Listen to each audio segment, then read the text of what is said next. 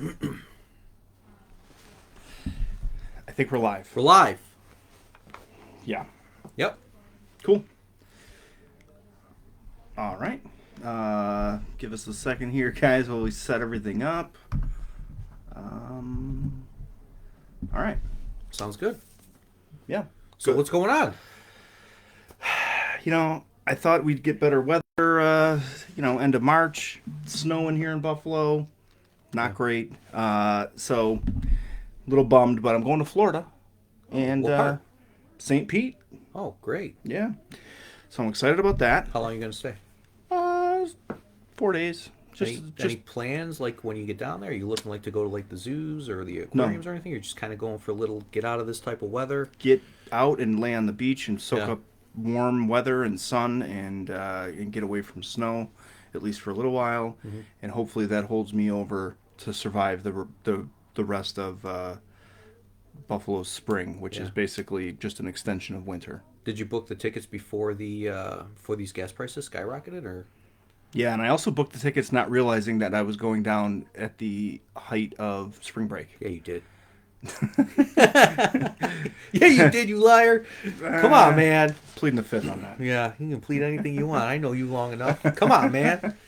All right. So we got a good show. We got a lot of questions that came in, more than normal. Okay. I did notice a trend though. So there's two of them. We have a lot of questions regarding service animals and pets in Okay. general, and just the other one is like general laws, things that have been changing, Okay. over the years or recently, and things like that. But I did a little bit of research on some of the questions about the animals, and I did it from the U.S. Department of Justice .gov site. So we'll dive into that a little bit. But again, if you're watching, put comments or put your questions in your comments. We will get to them. We try to go with priority on those, and then if it starts to slow down, we'll hit the Previously questions submitted, that yeah. were submitted. So you can do it either way. So if you are listening, and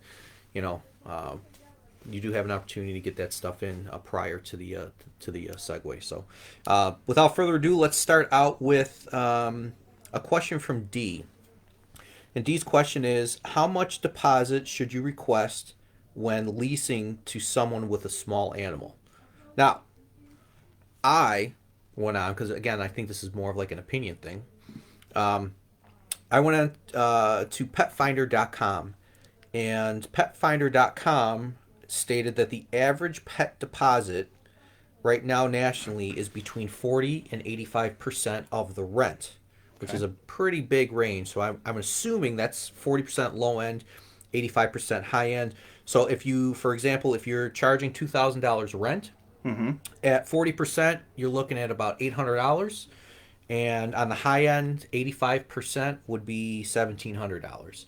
I would assume you're going to do something like that if you have something in Malibu Beach and you got white carpets and things like that. So the first thing to keep in mind is make sure that your state doesn't limit or cap your security deposit like New York State does. Oh, okay. So in New York State, you can't charge more than 1 month's rent for any type of security deposit. So you're kind of stuck there. And Gotcha. and there's plenty of other states that have similar laws in place. Massachusetts, I know, is one as well.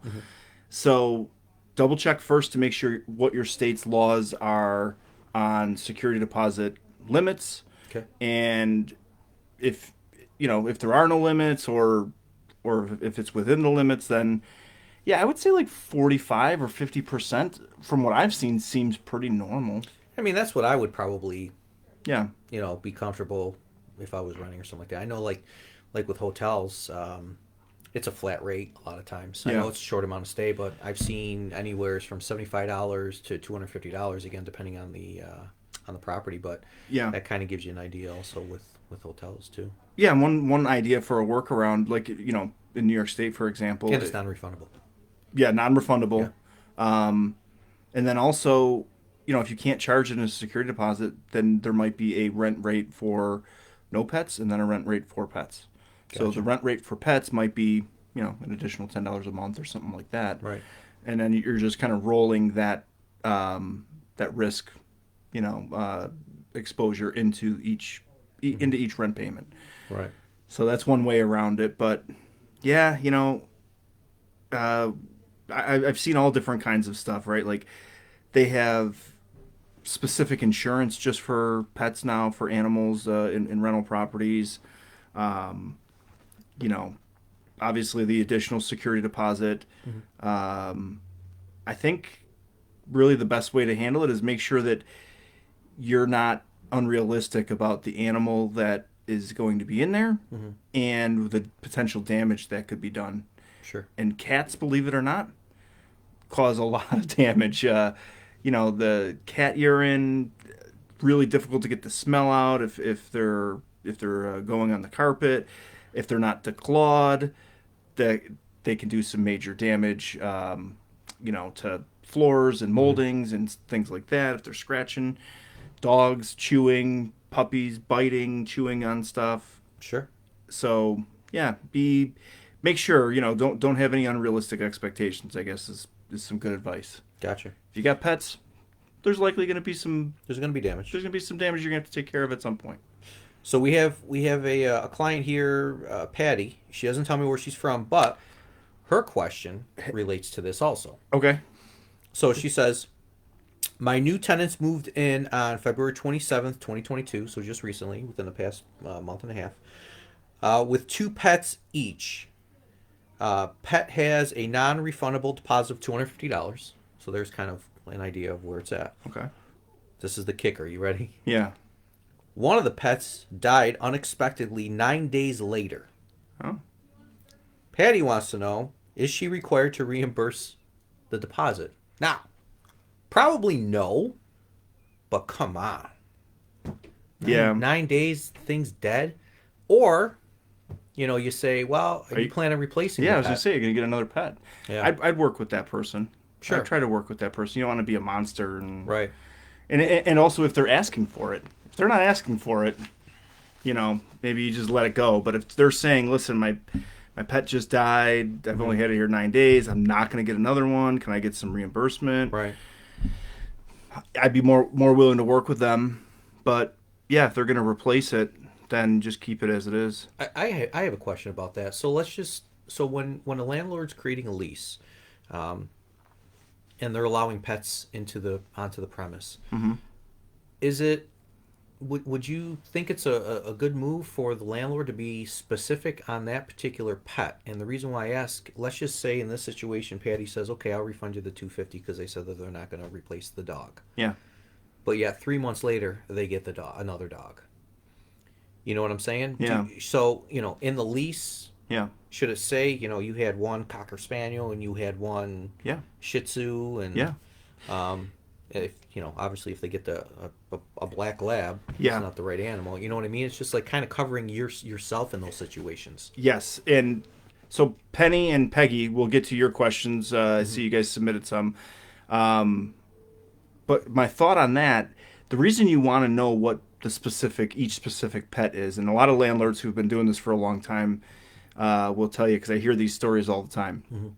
All right, so you have 2 dogs, both of them are white dogs, and then you go to do a visit or a check-in one day, and next thing you know, you see a black dog, and you're like, what the heck? So to know what the animals are, because you're probably not going to remember unless you're owner occupied and you see them all the time. But it's good to just take note and know what each dog is, what each breed is. Make sure that it's not a restricted breed, or your insurance is going to get dropped if it's a restricted breed. Right. So those are all things to consider. But I would be very, very pet specific. Yeah. What is it? What color is it? Has it had all of its proper shots and everything like that? So kind of related, Penny Ann had submitted a question. So she said, I'm in New York. Can I charge a higher rent for a classified emotional support pet? In quote.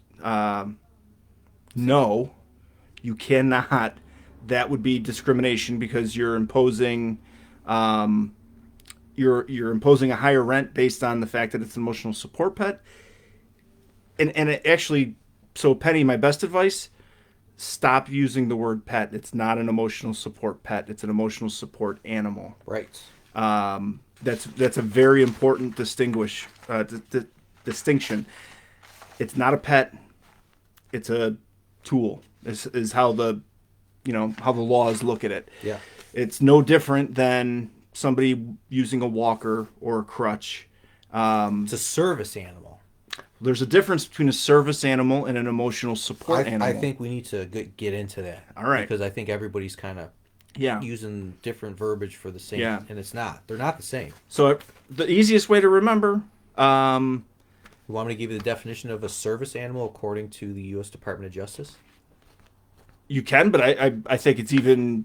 Is it a long definition? Nope. All right, go ahead. And I can read fast. Kick it. All right, yeah.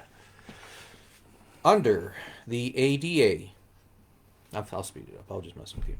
So a service animal is defined as a dog that has been individually trained to do work or perform tasks for an individual with a disability. The task performed by the dog must be directly related to the person's disability. So that's a service animal. Emotional support animal. I can't find that one. Well, the best way to remember this is everyone remembers the news story a few years ago when somebody brought a peacock onto an airplane. Right. And that was their emotional support animal. Yes. We've heard horror stories from landlords of people who have mini horses, llamas, snakes. So the definition of an emotional support animal is not a dog or a cat. It's an animal. Anything that, gives somebody some relief from anxiety, depression, PTSD, whatever. Okay. So it's very important to understand that a service animal is like you said, it's a trained usually dog, right? Like think of seeing eye dogs or whatever. And they're trained for a specific purpose, whether it's to help somebody see or recognize that they're going to have a seizure or whatever the animal is being trained for. So landlords hate this. I hate this. Everyone knows the whole emotional support animal situation has been severely abused. Yes. And you can't, as a landlord, you don't have a lot of teeth to bite back. No pun intended, but you don't have a lot of teeth to fight back and bite back in this situation. Sure. All you can do is ask for documentation from the doctor saying that you need to have an emotional support animal. Right. You can't ask. There is no certification process. Right. There's no, you don't have to get the animal trained. The animal doesn't need to be specifically trained. And it's dangerous for landlords because you're dealing with discrimination and ADA compliance. So you cannot even ask if somebody says, "Hey, I have an emotional support animal." You got to be very careful. You cannot ask, "Well, what's your disability? What's your problem?" You cannot ask that. Same thing if they have a service animal. You can't. You can assume. That's a seeing eye dog. But you can't ask, "Well, what is your disability?" Sure. So it's dangerous territory for sure for landlords. And my best advice is, if you're unsure, buy yourself time. Don't say anything that's going to get you in trouble. Yeah. So if they're on the phone and, "Hey, I'm interested in your property and I've got an emotional support animal. Do you charge a security deposit, an additional security deposit for it?" The easy answer is no. But even if you're unsure, just be like, "You know what? Let me check on that." And, just buy yourself time. Don't fall into a trap that you're not going to be able to dig yourself out of. We've all heard the horror stories. There are testers, secret shoppers that go around specifically trying to trap landlords into saying the wrong thing. And this is one of those things. Gotcha. So next question that, again, another segue into this same topic. What can I do when a service animal is being disruptive? So I have an answer here. A service animal or an emotional support animal? Service animal. Wow, that's unusual because service animals are usually very highly trained. Right. So let's just say a service animal is being disruptive. Okay. So the answer that the U.S. Department of Justice gave was, if a service animal is out of control and their handler does not take effective action to control it, staff may request that the animal be removed from the premises. That's pretty vague. That's what Yeah, they said. I would treat it as a nuisance. First you want to make sure you document and Yeah. you give proper notification. In the rent prep form bundle, you can get a notice of excessive barking, right? That's something that you can, so you want to have documented proof of, hey, this is a problem, and I'm letting you know it's a problem, Yeah.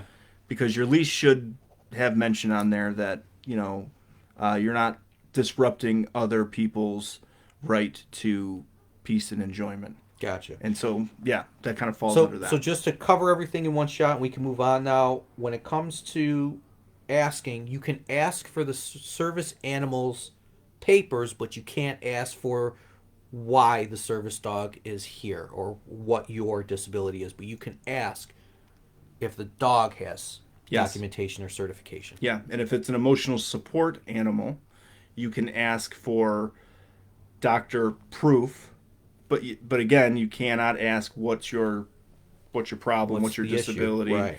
and Okay. and there's no certification for the animal, so don't bother asking for that either.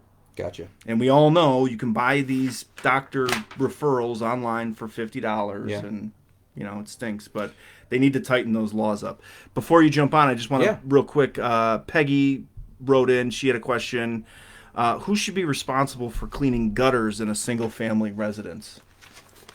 What are your thoughts on that? Me? Yeah. I mean, if it's my property, I'm not going to have high expectations from the tenant when it comes to maintenance, and I consider that maintenance. So personally, I would probably get my own service and not expect John Smith to be climbing ladders and Falling off the ladder. trying to clean out the gutters because you said it's your responsibility, and then holding him responsible if he doesn't do it because Yeah. you're flooding. But that's Yeah. just me. I think you're right. I wouldn't trust the tenant to clean the gutter. Don't do it. Even if they tell you, I can do this. No, because again, if they fall and they don't have insurance or however, if it's not stated in the lease, that's where your homeowners can come into play. Oh, if they fall, that's on you. That's on you. 100%. If you hire a service to come out and they fall, then They're insured. yeah, you want to make sure they're insured, obviously. So, yeah, I would say especially that, like gutters specifically, because you have to climb a ladder. There's a Ladders. risk of falling. Yeah. That to me is like, yeah, just don't let the tenant do it. I feel like that's asking for trouble. Yep. Do you want to go through? We got a lot of submitted questions. I feel like we should get those. Let's roll with the comments. Yeah, let's see give what we those got. priority. Gary, what's up, Gary? He says, I think an emotional support animal is different than service. You are correct, sir. They are very different. Debbie Lee. Debbie's in California. Debbie comes on quite often. Yeah. Hey, Debbie. I Thanks wonder for how the calling weather is back. in Cali. I don't even want to know. Make me jealous. Tenant did not notify the landlord that they have financial distress due to COVID, nor provide documentation before the rent was due. They just signed the financial distress declaration form, and paid the minimum rent 25% to avoid the eviction. To avoid the eviction for a pay or quit notice in 2021 based on the law. However, in some texting conversation during that period, the tenant mentioned that he had no problem to pay the rent, but paid just 25%. Hang on, this thing keeps on losing it on me.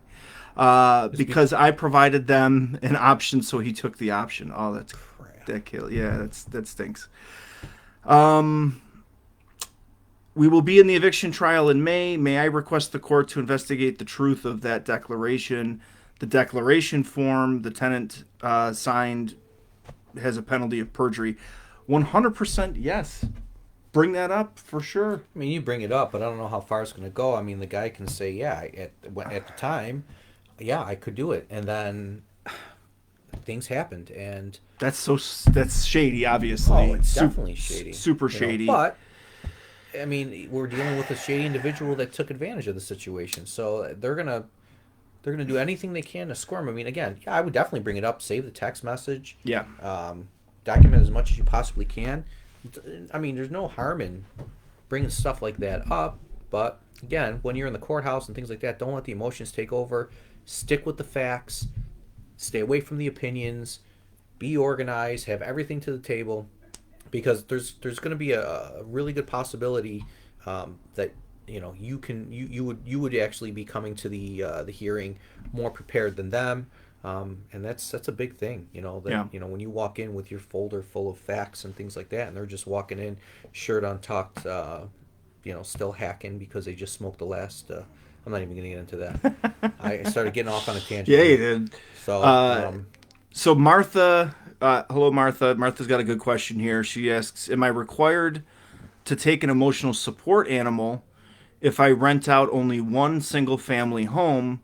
Does the small landlord exemption apply here? If it's owner occupied, it's called a Mrs. Murphy law. Okay. Does apply. There's a misconception, although it's not that far off, that the Mrs. Murphy law is sort of known as the right to discriminate, right? Like you're allowed to discriminate against people if you're living there. Yeah. So I wouldn't describe it as you have a right to discriminate, but you have more authority. You have more. You're not bound by the same rules, the federal discrimination rules, and so there are some exemptions, and one of the biggest pieces of that Mrs. Murphy law that Martha you're describing is you have a right to find a good fit for you, because if you're owner occupied, you're living with that. You're living with that person. So when you say owner occupied, does that mean like you're living in an upper and they're living in a lower, or that means you're living in the same common areas? Nope. Upper like lower. You're renting a room out. Upper lower is considered owner occupied. Okay. You're in that dwelling. You rent out another unit inside of that dwelling. Yeah. Then I would say you can deny somebody because of whatever reason you want. Really, I haven't seen a whole lot of language that says, well, except in this case, except in that case. They make it pretty clear that it's your choice at the end of the day. It's your call.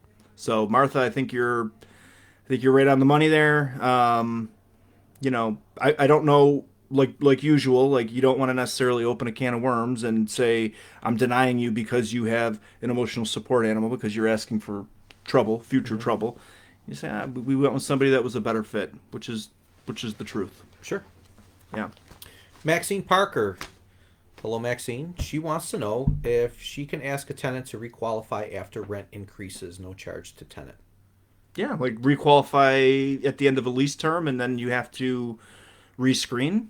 Yeah, I would assume this would. Yeah, Maxine, if you're still on, just if you can clarify that.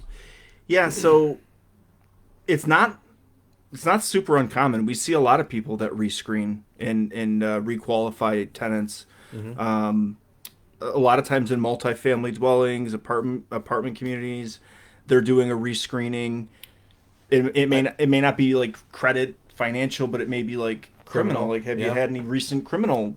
Yeah, I have an enterprise client in Florida that does that. That anytime they do a lease renewal, they run a criminal report on the individual. They don't do credit report anymore, but as long as everything's on the up and up, and it's just a criminal. Yeah. So yeah, I would say, it's not crazy, and as long as you let them know, and probably want to have them sign. You don't want to use the same rental application. Even if you just get a disclosure signature from them saying, hey, I'm giving you consent to run it. Technically, those disclosures are only good for the lease term. So if you're renewing a lease term, you should really get another consent disclosure. And then Peggy wanted to know if she can increase the deposit if the rent increase at renewal. Ask for the difference to have at least 1 month of rent. I mean, so technically when you renew a lease, you're entering into a brand new agreement.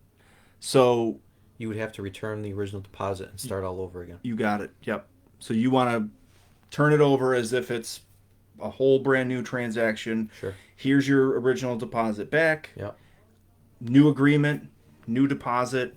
Yeah, Obviously, before you do that, I would do a walkthrough.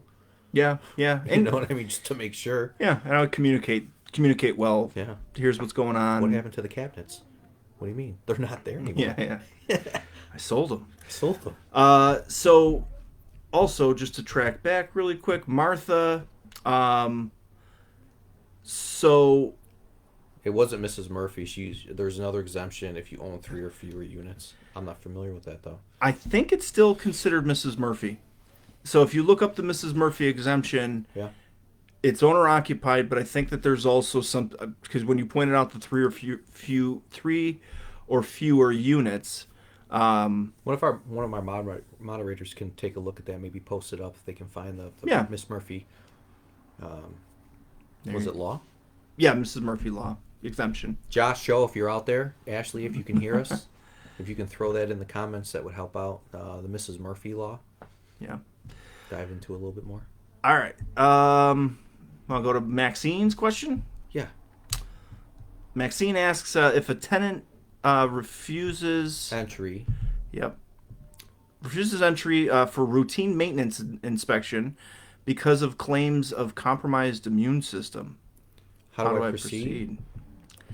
These are tough. I hate the refusal for entry. So in your lease agreement, I tell them to go somewhere else well, and bring somebody in that you trust that doesn't have an compromised immune system, and say, they can meet me here.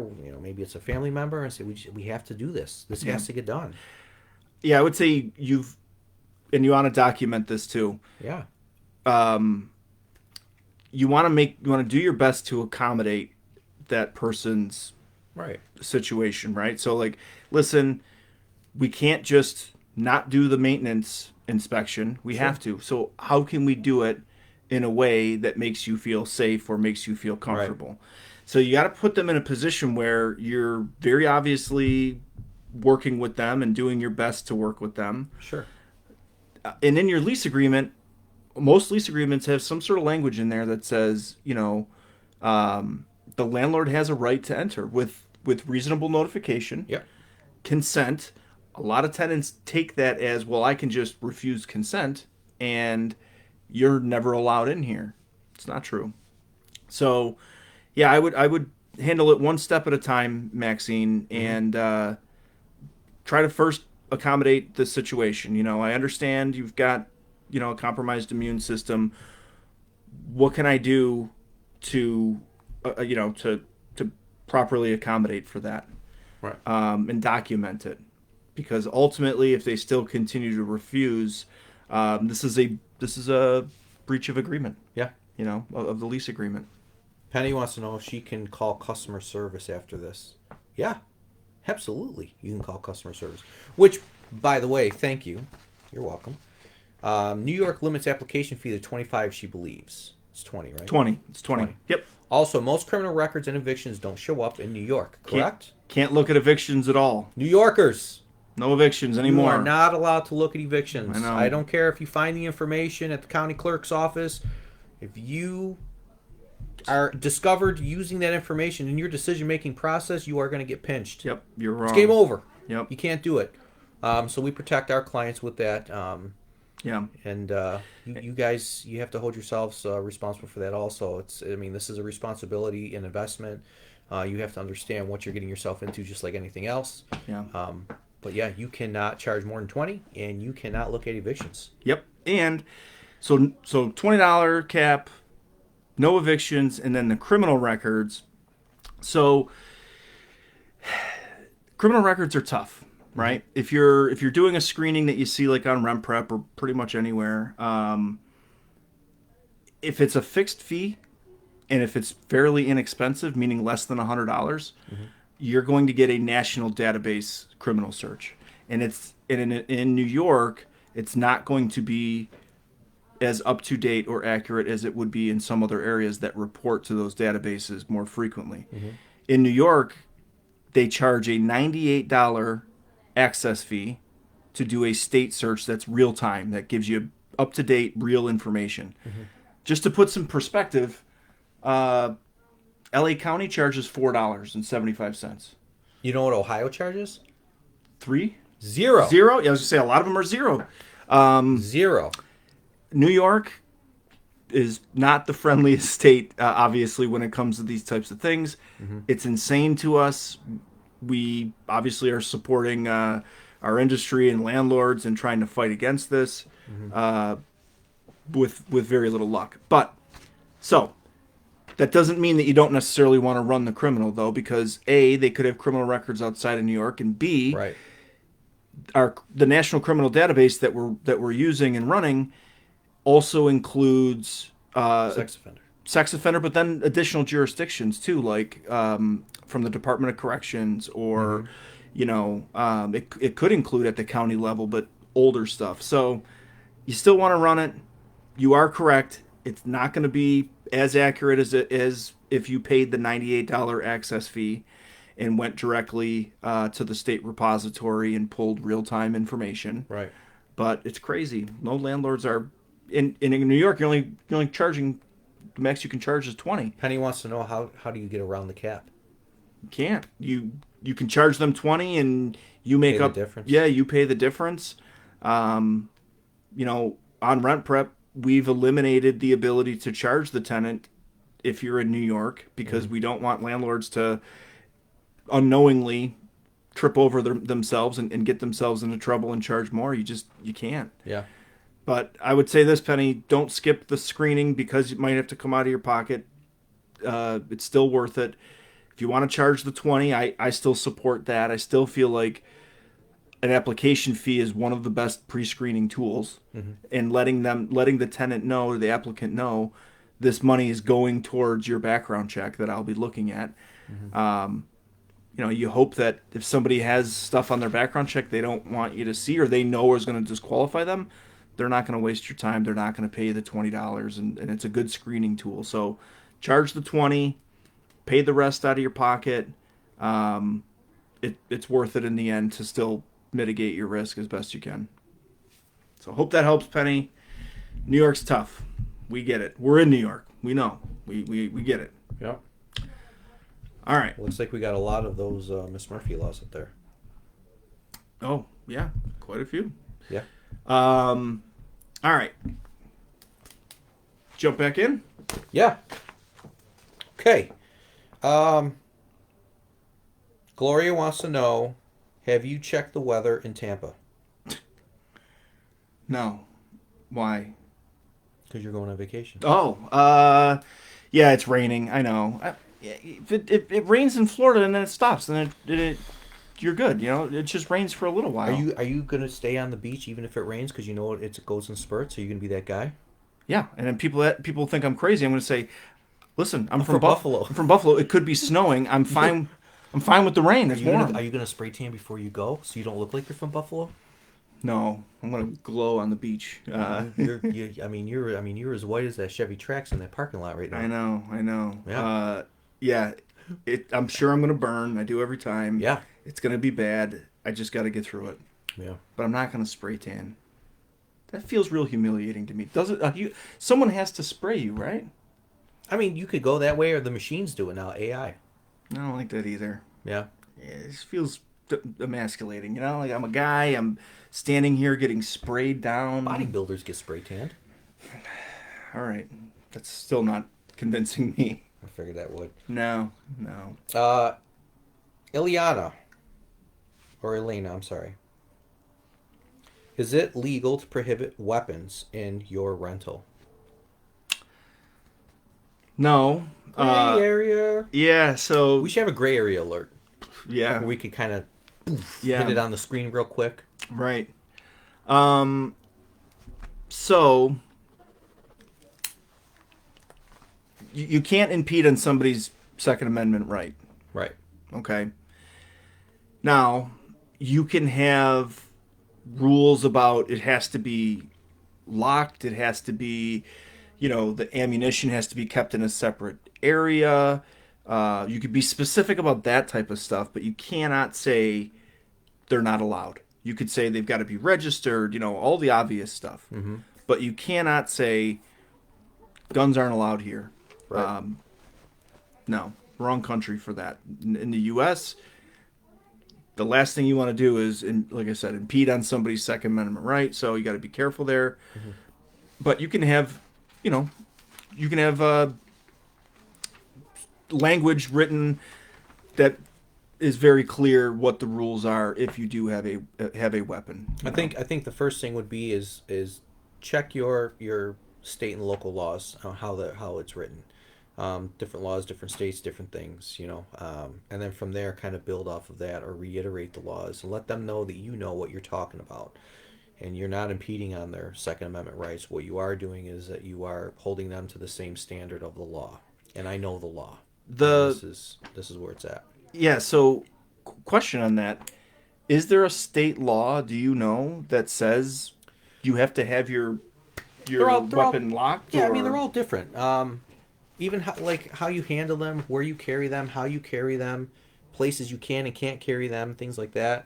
How much the modification of the weapon. I mean, it's different with every state. You don't want somebody, obviously, if you don't want somebody having an entire arsenal of illegal weapons. Yeah. Because you don't know what you're talking about. Like New York State, they have the Safe Act. The Safe Act there, where you can't have any more than 10 rounds and things like that right. in your weapon. And if you see somebody walking around with full magazines, that's a flag. Yeah. Keeping it. I think a responsible gun owner should understand or should know, and be able to be responsible and conduct themselves as a responsible gun owner. You shouldn't be having that thing slung over like John Wayne walking through the house or things like that. Windows open or you sighting it, out the window or something like that. Right. You just gotta be smart about it. Yeah, and I feel like I'm going to be careful here because I feel like I feel like I inevitably put my foot in my mouth every single AMA. Mm-hmm. This would be an area where it might happen. In my experience, there's different types of gun owners. Right. Okay. You've got former military. Yep. They understand how to handle a weapon. They understand weapon safety. Mm-hmm. Then you've got your sort of range people, right? Like people who... competition shooters. Yeah, skeet shooting. Even if they're just weekend target shooters at the range, but they have like a membership to a range, they're also usually very conscious about gun safety, right? Especially skeet shooters. Some of those guns are like 10 grand or 20. Like they baby these things, Yeah, and it's a hobby. Yeah, these aren't they're not handling them. There's not a lot of concern there. The demographic of folks that I'm concerned about are people with no training that think a weapon's going to protect them, and they don't understand they don't understand weapon safety, right? These are the people that sleep with a loaded gun under their pillow or something crazy. Right. Those are the ones that scare me. So, and again, you got to be careful. You can't discriminate. But if I'm a landlord and I'm considering, the person who says, "Hey, I have a bunch of guns. Is this cool?" What do you mean by a bunch of guns? Right. Right. What does that mean? Are they all state compliant? Number 2. Yeah. Make sure they understand gun safety. That's probably the most important thing. And then, make sure that you have some rules around how the guns are kept in the house. But you can't. Can you ask on a lease or an application? Are you bringing weapons into the premises? Can you ask that? Are you bringing a gun into the? I don't know. That's a good question. I don't know if you can, because I don't know anybody. If you don't ask it, who's going? I got a buddy right now that moved into an apartment complex. Yeah.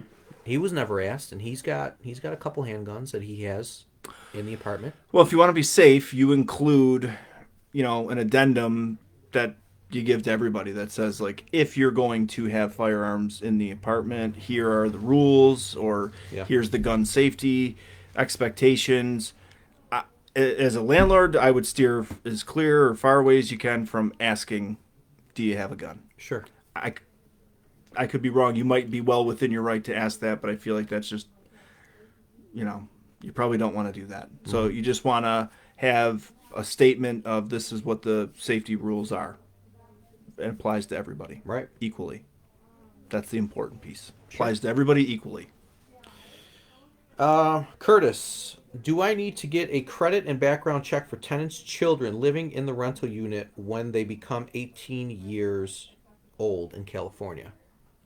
So they're not, I'm assuming they're not 18, but they turn 18 Yeah, while they were living there. while they were living there? I mean, Yeah. it's the kids, man. Yeah, it's probably the wrong answer from a business point of view, right? Like, we're a background check company. We want you to run as many background Run checks everybody. as you can. No, Yeah. man. But I don't know. I mean, they turned 18. They have no financial bearing on the lease, I'm assuming, because they were living with their Well, they parents. have no credit to begin with. Yeah, there is no credit, and all right, so you may have concerns about criminal activity or something like that. It's probably good habit to, to make people to rerun criminal history if it's a concern. Like if you've got a multifamily dwelling On the renewal, though. on the renewal, right? You don't do this halfway through. Oh, happy birthday. Sign here. I need to run a criminal background check on you. Right. You know? Yeah. You know, if there's no issues, I would say I wouldn't be very concerned about it. Mm-hmm. If there's starting to become issues, then you're well within your right to say, hey, this occupant's 18. They according to my lease, they need to have a background check ran on them, like anybody else who's occupying over the age of 18. So, but yeah, it might be worth giving some thought. If it sounds like it sounds like this might be a known issue. So, for the person who sent the question, and so they may want to be prepared for that lease renewal to say, hey, everybody over the age of 18 is getting a background check ran. If they're non-financial, then there's no credit on them.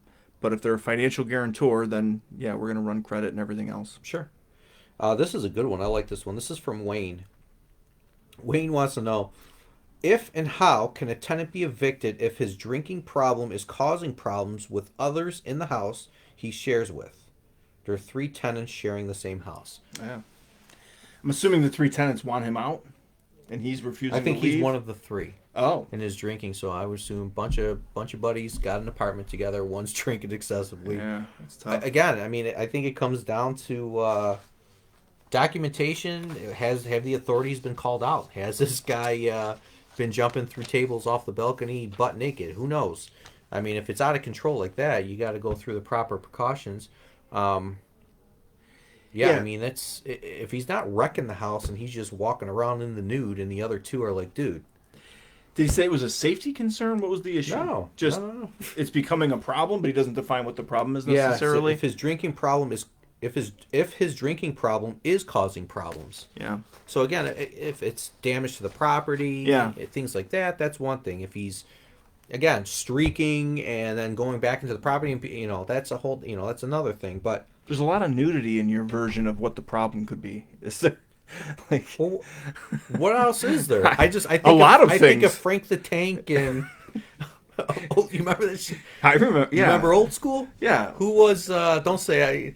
Who remembers who played Frank in Old School? Put in the comments. Frank the Tank. So, yeah, like who's the actor? Yeah, I would say depending on what the problem is going to depend on how you're approaching it. If it's a safety issue, if it's, they're damaging the property, if they're just a pain and it's getting old, like they're puking on the floor. Yeah, you're drinking, laying in it or something. Yeah, that's more of like, that's more of an issue that you're dealing with your friends and saying like, hey man, I think you got a real problem. It's getting annoying. Sure. But if it's causing legitimate real issues like again property damage or safety concerns, then that's different. Everybody has the right to again peace and habitability. So if somebody's impeding or infringing on that. What did our buddy do? If you remember, I'm not going to name any names, but the one that got handcuffed naked to the flagpole. Yeah. Out front. He slept in his friend's bed. He came home one night from partying and he warned him, don't sleep in my bed, don't sleep in my bed. He had a drinking problem, this guy. He had a drinking problem. He comes home, he's sleeping in his bed. He said, I warned you enough. They drug him out. They dragged him out. Butt naked. Again, see, Yeah. it's not just me, man. I'm telling you, it's everywhere else. They drug this guy out, butt naked. He was in bed naked. They didn't like. Yeah, he was Yeah. already naked. That's what I'm saying. That's why- that's in why the other he- dude's bed. That's why he had an issue with it. Right. So Yeah. he drug him out, and I don't know why he had handcuffs. They were all law Oh, enforcement. that's right. That's right. They're That's all- right. Except for the guy. Except for the one- yeah. Except for the one. They're all police officers. So they drug him out. They handcuffed him butt naked to the flagpole. Let him, and he never woke up. Yeah. He slept there all night, and then that morning, I remember everybody in the complex was like, "What the hell is going on here?" Yeah, that's a real He got the boot real quick. life-changing moment when you wake up and you don't know how you got there. Right. You really start to question the choices you're making in life, I would Yeah. hope at that point. Like, maybe I got a drinking problem. Maybe I ought to, get a handle on this. I think he did. Yeah. Because he ended up becoming a law enforcement officer. Yeah, he did. So, Nuts. yeah. Absolutely nuts. Dan's in. Dan, what's happening? Thank Just- you. Thank you for the compliment, Dan. Appreciate it. Very dapper. Very dapper. Yeah, I'm looking dapper. I love it. All right, let's move on here. We already went through it. Is it NERS? Yeah. So NERS just wants to know in general what laws have changed in the past 7 years. That's a very Oh my God, so many. that's nuts. And I saw that, and I wanted to maybe one of these episodes will bring on our compliance officer and VP operations. Yeah. This she's amazing. This girl, her name's Christy. She is a machine. Well, I could tell you this. Christy's been with the company for over 7, almost 8 years. There at one point was not a compliance department She also sits. on the board for NCRA for compliance and education, What's NCRA? National Credit Reporting Association. Yeah. So, but She knows her stuff. She knows her stuff, but my point is that things have been changing so frequently. Yeah. As of the last, I would say, 3 years, maybe 4 years. Prior to that, we handled compliance. Changes would come down. They were slow. You'd see them a mile away, or 3 months, 4 months, sometimes a year down the road, and you'd have time to prepare for it. Not anymore. In 2019, when New York passed their most recent legislative change that impacted landlords, to the question earlier of why you can only charge $20 for an application fee, Yeah.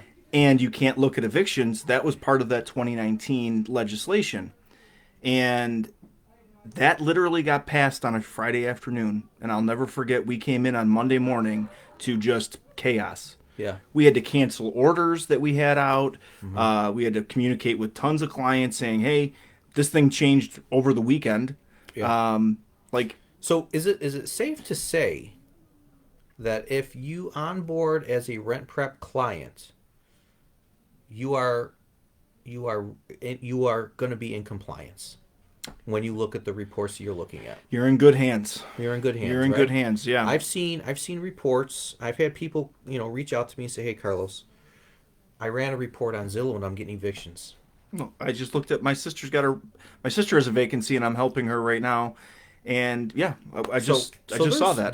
You could get this information from, again, what seem to be, legitimate, credible companies, and they don't care about you. They don't care about your compliance. No, they don't. But that's something that we like to pride ourselves on. That we're not just pushing data to our clients. No. We actually have our certified screeners that are going through the data, scraping the accounts, making sure that the information you're getting is the most accurate. Answering calls, things like that. Again, that's that human element that I know we're one of the only companies out there that really pride themselves on something like that. Yeah, and our philosophy is always landlords first, right? Like, we're Don't take no for an answer. Yeah, we our job is to protect landlords, so we take that seriously. And again, like I mentioned earlier, we were concerned that landlords were still going to charge tenants more than $20, and so we just eliminated that as an option to protect Yeah. landlords. We get complaints about it. Landlords are upset. Like, well, why can't I pass on the fees? What's that organization that does like the secret shopper stuff? In in um, in New York, it's called HOME, HOME, which is an acronym for Housing Opportunities Made Equal. Okay. And I tried to strike up a good relationship with them. I'm still a member, but man, I went to a couple of meetings, and I was the bad guy. Yeah. Oh my God, no question, I was the bad guy. They did not like me as a landlord, not even knowing that we do screening or anything. I was just there as a landlord, which they always say like, oh, landlords are welcome, but you know, it was very clear I was not welcome there. That was my take of it for sure. Yeah, it is what it is. So Penny wants to know if we coach or do we have how to lawfully decline a tenant. Do we have like we do have letters. We do have it's called an adverse action where do you letter. find that? It's in our form bundle Where's that? on RentPrep.com. Oh, Yeah. Okay. Yeah. Yeah. You Is can. there any way we can put that in the comments? You think? Yeah, somebody throw the form bundle in there for everyone.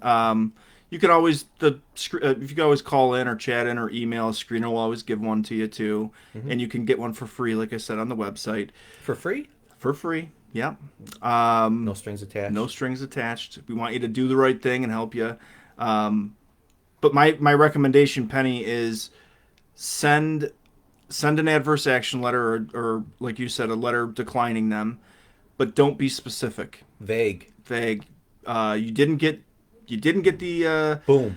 you didn't get the apartment. If you'd like a copy of your report for free, contact RentPrep. And our mindset is, listen, your job should be going out and finding the right fit, not dealing with the person that you denied for whatever your reason is. So we're glad to take that tenant and work with that tenant, deal with the tenant, make sure they get a free copy of the report, give them an opportunity to dispute anything that they feel is wrong or inaccurate.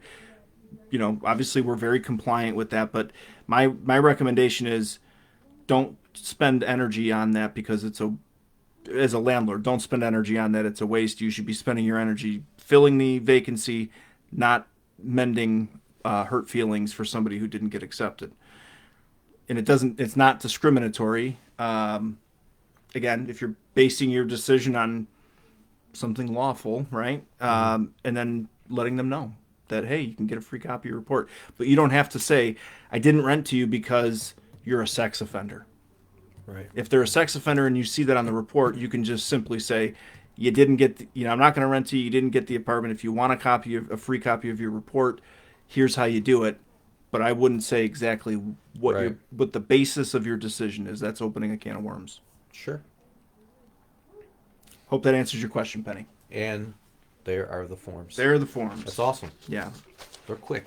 Hey, did you notice the logo looks different? We got an updated logo. What? Yeah. If you notice, everywhere logos have been changing. Burger King's got a new one. Rite Aid's got a new one. Kia's got a new one. Everybody. They all got them. They all got them. We got one too. I like Kia's the best. Kia's look pretty cool. And then RentPrep is a solid second. They say debranding is the new branding. Make it sleek, minimal. Right. No shadowing, no extra flair. It's just, nice and clean. I feel like RentPrep's got that. So if you go on our website, you'll notice we got a little facelift. What do they say? That it's a new look, same great taste. Yeah. Got a little facelift. New look, same great taste. That's all. Yeah. Can you name a few places to market your rental? I'm using Zillow and Facebook Marketplace, but just getting one inquiry per day. The standard Facebook response, is this available? Yeah. I mean, do we... So, I could tell you, my sister, again, I was helping her fill a vacancy. Mm-hmm. She put it on Zillow. She put it on Facebook Marketplace. She got flooded with Facebook Marketplace responses and had very few people show for showings through the Facebook Marketplace. So there's a lot of tire kicking in there. Yeah. Not to say don't use it. I would say the right mindset is cover as much ground as you can if possible. Mm-hmm.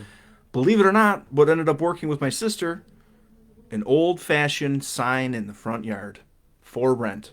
And she didn't do that for the first week or two, and she was getting frustrated by the the tire kickers and the responses she was getting in Facebook and Zillow, and I said, why don't you just throw a rent sign in front of, on the front lawn and see if you get any hits that way. Yeah.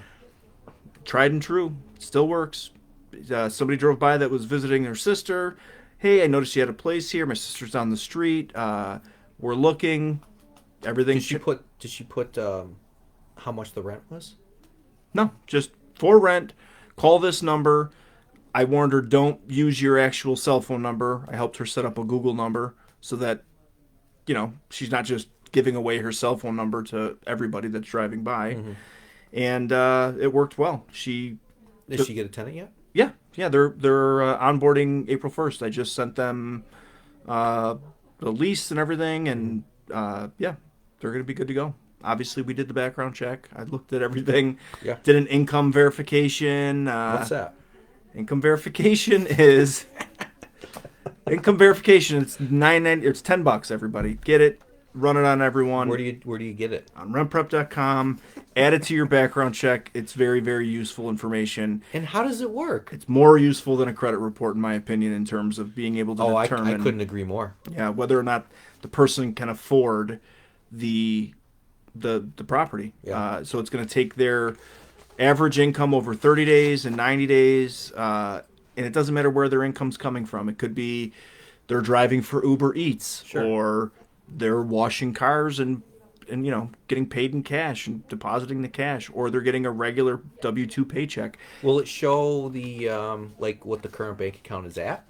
Yeah, which was nice too, because the tenant that we just screened for my sister had a very healthy savings account that they were going to use for the deposit, and that's always a concern for me is when they come to you, and we had a lot of people ask that, like, can I pay the deposit in 3 months, like a piece by piece? And I was like, no, you cannot do that. Sure, you got to have everything ready when at the time of the move-in. So Peggy, my advice would be Zillow, Facebook, Craigslist, sign out front. Depending on where you're at, maybe if you're in a college area, you put it up on the corkboard, or laundromat. Yeah, those tried and true methods still work for sure. But you want to cover more ground, syndicate your listing. Like I said, Zillow, Facebook. If you have a locally here, Western New York Homes, WNY Homes, I think it's called, lists apartments as well. Yeah. So regional stuff, look regionally. So if you're in, let's say, Boston, Massachusetts, and you go to Google and type in apartment listings Boston, and you'll see, I think Rental Beast is in Boston. They're a listing agency that they're not in every other state, so or area. So if it's regionally specific, those actually tend to work pretty well. Yeah. Awesome.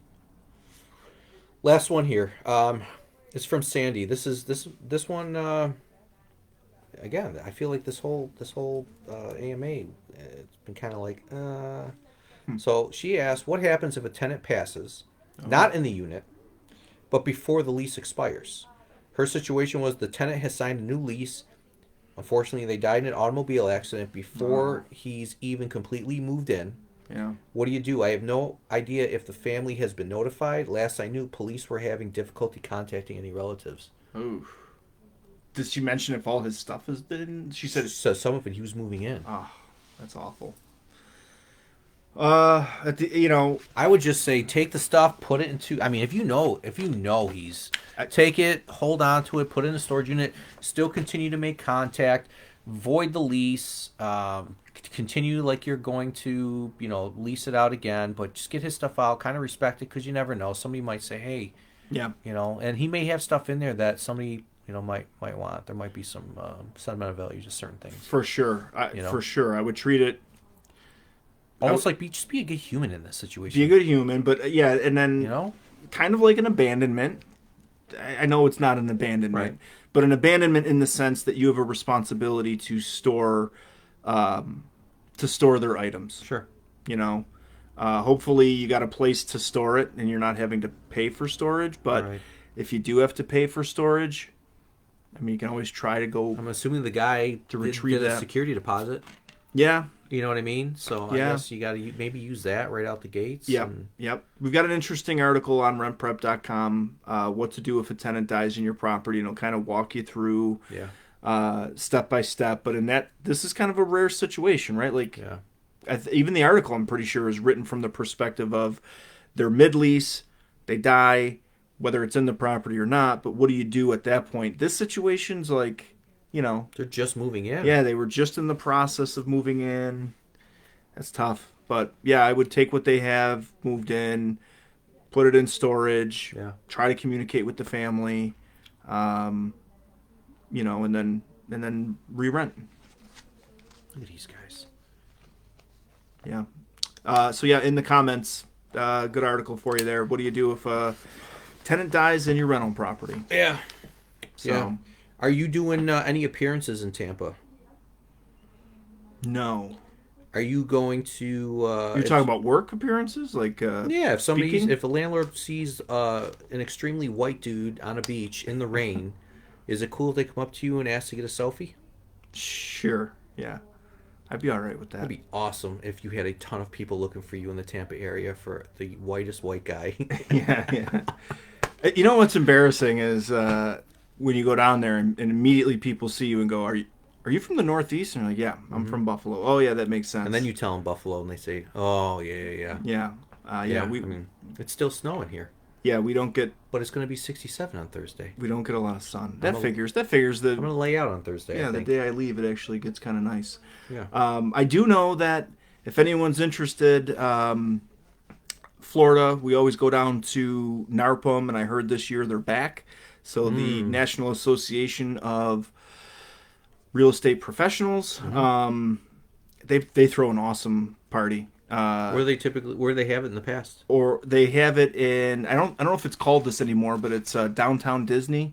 Okay. So it's like the business district of Disney. Business It's like, district. yeah, it's like all the free bars. to go in, right? Yeah. So they had it there.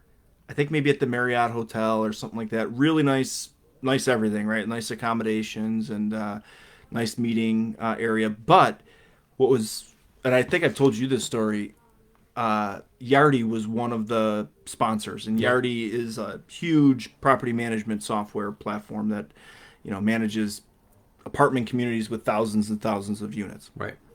And I had no idea how much money Yardi had until at the end of the one of the nights of the meeting. They were like, "Oh, we're gonna go to Epcot and watch some fireworks that are sponsored by Yardi." And we're like, "Okay." We're walking through Epcot, and everyone's thinking the same thing. We're kind of walking as a group. They bust us over there, and we're all thinking like, "Oh, this is weird." It's like, this is kind of dead. Like Epcot seems like they're not doing well. Like business must not be doing well. Like it seems weird that there wouldn't be a lot of people. And then same thing, we get to the place where they're, shooting off the fireworks, and we're like, where is everybody? This is so strange. Yardi rented out Epcot. That's like, blew my mind when we found that out. Like, What kind of money do you call that? that's A whole lot of money. a whole lot of money. That's Yeah. a whole lot of money. If you're renting out Epcot and Disney, for I don't know, maybe 200 people, Yeah. that were attending this event, it was pretty insane.